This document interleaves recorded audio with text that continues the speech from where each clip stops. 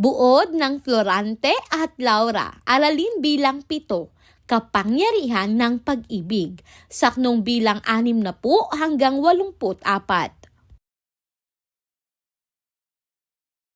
Isang Moro na bayani ang pumasok sa gubat, si Aladdin. May tangan na sandata at kalasag. Ang kanyang anyo ay matapang, ngunit ang kanyang damdamin ay mabigat at puno ng pag-iisip. Huminto siya sa paglalakad at minasdan ang paligid. Wari may hinahanap o inaalalang malalim. Sa kanyang pagninilay, ang bigat ng kanyang dinadala ay hindi lamang sandata, kundi sakit ng damdamin. Umupo si Aladdin at tila nawalan ng lakas, subalit hindi napigilan ang patuloy na pagdaloy ng kanyang luha. Sa kanyang pag-iisa, biglang nabanggit ang pangalan ni Florida, ang babaeng labis niyang iniibig. Bigla siyang napabangon at nag-alab ang galit sa kanyang mukha. Mariin niyang sinabi na hindi siya susuko, kahit pa ang humahadlang sa kanya ay ang kanyang sariling ama. Ipinahayag ni Aladdin na handa siyang harapin ang kamatayan alang-alang kay Florida. Ang kanyang puso, ang tunay na kalaban ay ang kapangyarihang inaabuso at pag-ibig na ipinagkakait. Sa aralin 7, ipinakikilala si Aladdin, isang Moro na mandirigma na dumaraan sa gubat ng Albania. Bagamat armado at matapang, siya ay pinahihirapan ng matinding dalamhati dahil sa pag-ibig kay Florida. Ang kanyang pag-iyak at paggunita sa iniibig ay nagpapakita na ang pag-ibig ay may kapangyarihang magpababa sa mandirigma at magbukas ng kanyang damdamin.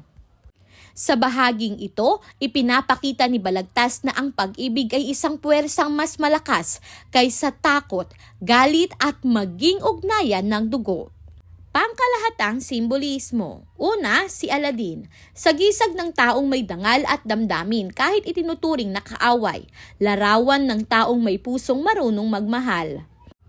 Pangalawa, si Florida. Sagisag ng wagas na pag-ibig at katotohanan. Katulad ni Laura, siya ay larawan ng kabutihan at dangal na ipinaglalaban. Pangatlo, pagluha ni Aladdin.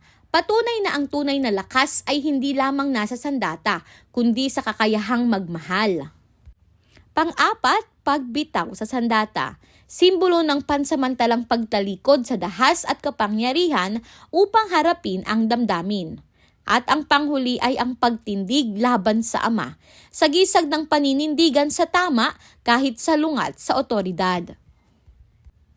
Ginamit ni Balagtas ang katauhan ni Aladdin upang ipakita na ang kabutihan at pag-ibig ay walang kinikilalang lahi o relihiyon.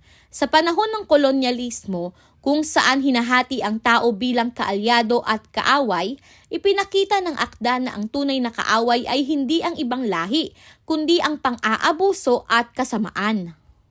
Ang pag-ibig ni Aladdin kay Florida ay sumasalungat sa bulag na pagsunod sa kapangyarihan, isang tahimik na puna sa kolonyal na otoridad.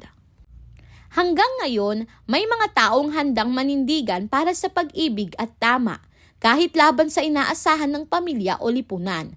Ipinapakita ng araling ito na ang tunay na tapang ay hindi lamang nasusukat sa lakas ng katawan, kundi sa kakayahang ipaglaban ang minamahal at paniniwala.